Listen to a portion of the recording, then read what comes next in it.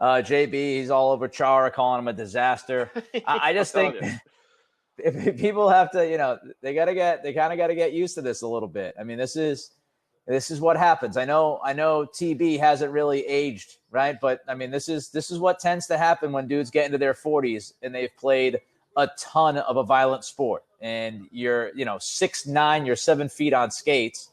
And let's not forget, you take a puck off the foot tonight, which doesn't help the speed factor. Yeah, no, that definitely hurt him. I mean, he was limping off, and so it's great to see him back in there.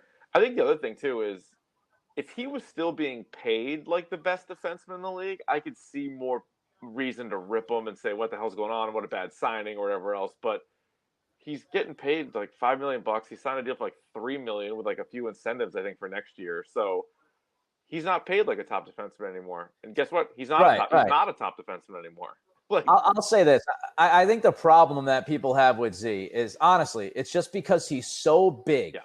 And because he's a defenseman, a lot of times he'll be kind of on the island out there, and he's so gigantic that you can't miss him. And so when something happens where, like against Columbus, where he got spun around like Christy Yamaguchi, when that shit happens, it just looks that much worse because he's just so big and he's kind of lumbering. He's not going to be. I mean, he's graceful for his size, to give him some credit, but it's that kind of lumbering big body out there, and if he's kind of bumbling around a little bit, like Hal Gill, that's going to stand out even more. Remember Hal Gill?